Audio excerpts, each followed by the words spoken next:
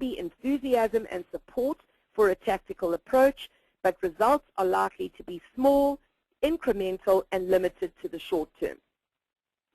Oftentimes, innovation is left to the research and development department, or managers decide on a business strategy, what market to pursue, what products to make, and then turn to innovation to support it. This is the wrong way round and basically just paying lip service to innovation. Innovation needs to be put at the center of the business in order to choose the right goals and business strategy and make how-to-win choices. It's central to the job of every leader from business unit leaders right up to the CEO. If we pay lip service, we say it's important, but we've not really organized tactics or strategies. We may be doing one-off events to say we're practicing creativity for a day and then forgetting about it. And there's no real accountability. So the ideal goal is to be strategic in our approach. I've already mentioned this book, Game Changer, which I have found to be an extremely exciting read. It covers the story of Procter & Gamble and how they turned their company around and have real live examples and great ideas for anyone in business today. Procter & Gamble was struggling in 2000 and in March issued a big earning profit warning. They weren't satisfying customers, they were not competitive, and they were not executing well. They had responded to the market by stretching, innovating, going faster, but things were just not working for them. Their previous CEO resigned, and A.G. Lafley took over as CEO in June of 2000. In the previous 6 months, their overall stock had dropped by 50%, which represented a loss of more than $50 billion in market capitalization. Lafley was worried about whether the business had bottomed out and knew it would be another 3 to 6 months before he knew. But he set about retaining the people that would be critical to the success of P&G. He explained his vision. It was pretty simple: compete like hell externally and collaborate like a family internally. He said what was needed was clear and common understanding of the business, the challenges and the opportunities, and to get the fundamentals back in place. P&G had been narrowly defining technology and products and had been using a process he called push, whereby they were pushing products out to the market, often before they were ready and before they had been well researched. He then decided to implement a process of pull, where the consumer would pull the products that they needed into the marketplace. Besides the book Game Changer, there's an interesting interview on Business Week of A.J. Lafley and what he says about transforming a business. The first thing he mentions is that the customer is at the center of everything.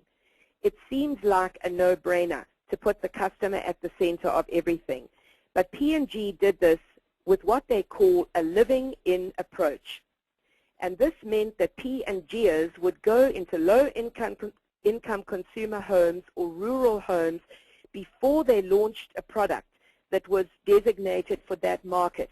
He gives a fabulous example of a product called Single Rinse, which eliminates rinsing laundry several times. P&G developed this innovative product to help people who didn't have a ready supply of water by actually moving in and living with the community. The results were a huge water, energy, and money-saving initiative. Another example Lafley gives is herbal essences. And I think all of us know about the herbal essences hair products, particularly if we're women, although some of you men listening in, I have a sneaking suspicion you may also be using the herbal essences based on their adverts. This was a 35-year-old brand, and P&G had acquired the product from Clairol, and it had been abandoned, resuscitated, but really there was nothing much they could do with it. Well, Susan Arnold, one of the line managers, took the risk and investment in people and said, I'm going to reinvent the brand. They used some of the newest tools. Procter & Gamble brought people in from all around the world, and it started with who is the consumer. Then they decided once they established who the consumer was, which was a much younger consumer, a more indulgent consumer, and someone who wanted an experience of hair care rather than just washing their hair. So once they determined who their customer was, then they could go about designing a fun collection that resonated with a younger audience. This has been a greatly successful product. It's differentiated the brand, but it all started with serving the consumers. So these 5 items that A.G. Lafley explains are at the heart of innovation, are things that we can all do. Putting the customer at the center was the first thing. Then Procter & Gamble opened up to all sources. They've been a very internally driven company, and they decided to open up innovation and use external sources. Today, more than 50% of their innovations come from internal sources. This means they've been able to enjoy sustainable organic growth, which is way preferable over acquired growth through mergers and acquisitions. They've organized everything around innovation, and now they're thinking about innovation in different ways. There are 8 drivers that P&G have found work together, and these are big initiatives that take a lot of time and effort in terms of putting the customer right at the center first. Opening up, as we've said, achieving organic growth, and thinking about innovation in new ways. You can see that these drivers that P&G used involve motivating purpose and value. In other words, having an overlying strong purpose and value that people buy into. Having stretch goals, goals that are achievable but definitely are stretching. Choiceful strategies means choosing the strategies that will drive those stretch goals. Looking at unique core strengths of the people in the business, and then building a structure that enables those people to perform. Systems have to be consistent and reliable, as metrics are a really important part of innovation. It takes a courageous and connected culture and inspiring leadership to pull it all together. Procter & Gamble have exceeded all expectations.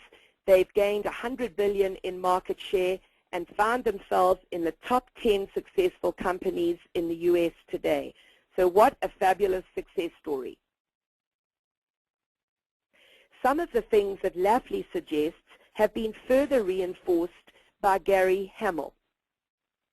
Gary Hamel is the director of the Management Laboratory in Silicon Valley for nonprofit research based on innovation. He's a visiting professor from London Business School, and his book is The Future of Management Innovation.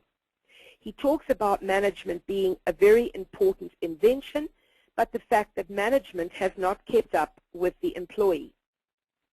In May of 2008, Hamel led a group of academics, CEOs, consultants, entrepreneurs, and venture capitalists in a meeting where they asked one thing: what needs to be done to create organizations that are truly fit for the future? And at this meeting, they wanted to lay out a roadmap for reinventing management. Management was originally invented to solve 2 problems: getting semi-skilled employees to perform repetitive activities efficiently and diligently, and to coordinate efforts so that goods and services could be produced in large quantities. So problems were efficiency and scale. Today, managers face a new set of problems.